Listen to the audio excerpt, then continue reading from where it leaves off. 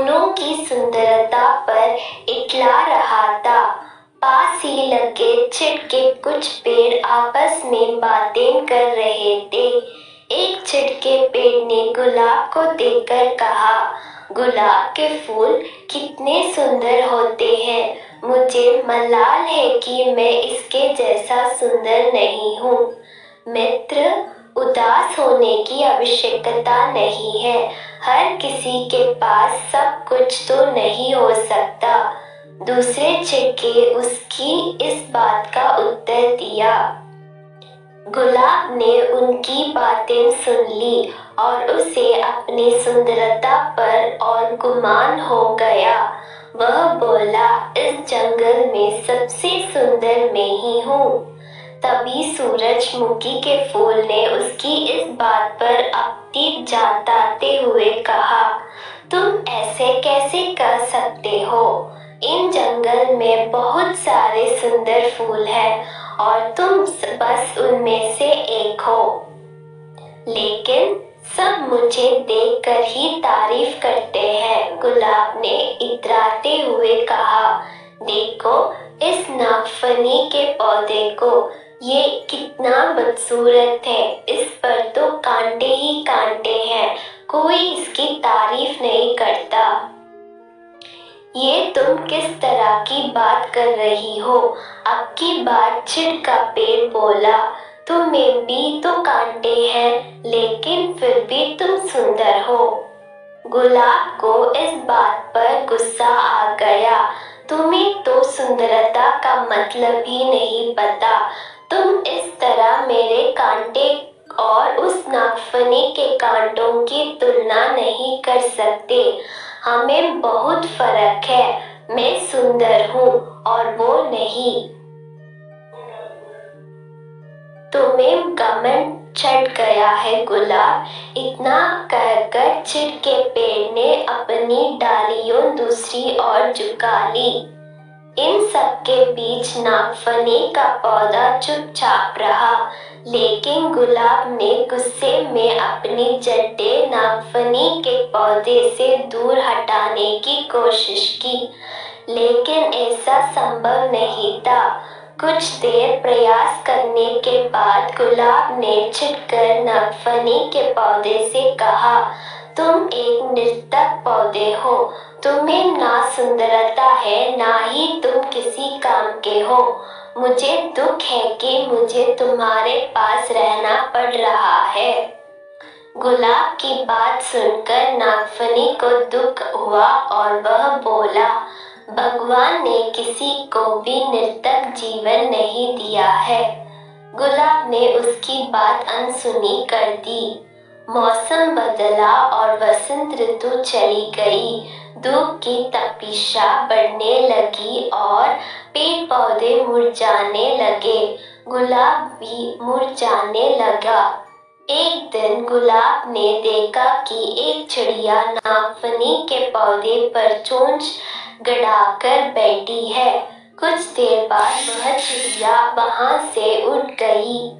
वह चिड़िया ताजगी से भरी लग रही थी। गुलाब को ये बात समझ नहीं आई कि वह चिड़िया नागफनी पर बैठकर क्या कर रही थी। उसने चिढ़ के पेड़ से पूछा, ये चिड़िया क्या कर रही थी?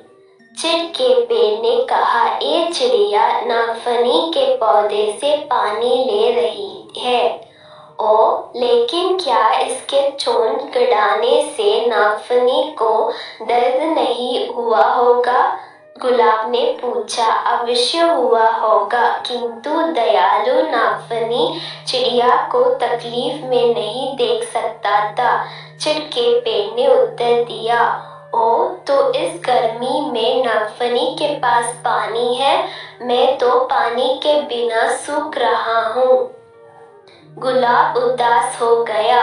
तुम नागफनी से मदद क्यों नहीं मांगते? वह अवश्य तुम्हारी मदद करेगा। चिड़िया अपनी चोंच में भरकर तुम्हारे पास ले आएगी। चिढ़ के पेड़ ने सलाह दी। गुलाब नागफनी से कैसे मदद मांगता? उसने तो अपनी सुंदरता के घमंड में उसे बहुत बुरा भला कहा था, लेकिन तेज धूप में अपना जीवन बचाने के लिए आखिरकार एक दिन उसने नागफनी से मदद मांगी ली। नागफनी दयालु था, वह मदद के लिए फौरन राजी हो गया। चिड़िया भी मदद को आगे आई। उसने नागफनी से पानी चूसा और अपनी चोंच में भरकर गुलाब के पौधों की जड़ों में डाल दिया। गुलाब का पौधा फिर से तरोताजा हो गया। गुलाब को समझ आ गया ताकि किसी को देखकर उसके बारे में राय नहीं बनानी चाहिए। उसने नागफनी से माफी मांग ली। सीख: किसी की शक्ल देखकर कोई राय नहीं बनानी चाहिए। इंसान की बाहरी सुंदरता नहीं बल्कि आंतरिक सुंदरता मायने रखती है।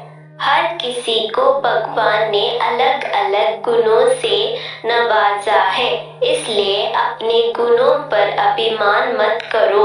एक दूसरे की सहायता से ही जीवन आगे बढ़ता है।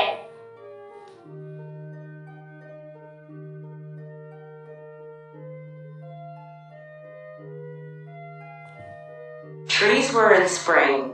The rose plant planted in the middle of the forest was flaunting the beauty of its flowers. Some nearby peeped talking to each other, boasting of roses.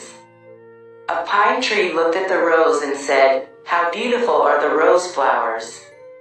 I read that I am not as beautiful as this friend. There is no need to be sad. Everyone cannot have everything." The other pine replied to his point. Gulab overheard his words and became more proud of her beauty. He said, "I am the most beautiful in this forest." Then the sunflower objected to his statement and said, "How can you say that? There are many beautiful WW flowers in tea, and you are just one of them. But everyone praises me just by looking at me." The rose proudly said, "Look how ugly this cactus plant is. It has thorns on it. No one appreciates it. What kind of thing are you talking about?" This time the pine tree said, "You too have thorns, but still you are beautiful." The rose got angry at this. "You don't even know the meaning of beauty. You can't compare my thorns and the thorns of that hawthorn. Like there is a lot of difference between us. I am beautiful and he is not. You've got pride, Rose." Having said this, the pine tree took its branches to the other side. Amidst all this, the hawthorn plant remained silent. But the rose angrily tried to pull its roots away from the hawthorn plant. But this was not possible. After trying for a while, the rose said angrily to the hawthorn plant, "You are a useless plant. There is neither beauty in you, nor you are of any use. I am sorry that I have to live with you." Hawthorn was saddened to hear about the rose and said, "God has not given anyone a useless life." The rose ignored his words. The weather changed and spring went away. The heat of the sun started increasing and the trees and plants started withering. The rose also started withering. One day Gulab saw that a bird was sitting on a hawthorn plant with its beak stuck. After some time that bird flew away from there. That bird was looking full of freshness. Gulab did not understand what the bird was doing sitting on the hawthorn tree. He asked the pine tree, "What was this bird doing?" The pine tree said, "This bird is taking water from the hawthorn tree." "Oh, but wouldn't it have pained the hawthorn when it peeled?" The rose asked. "Of course it must have." But the kind hawthorn could not see the bird in trouble, replied the pine tree. "Ah, so the hawthorn has water in this summer.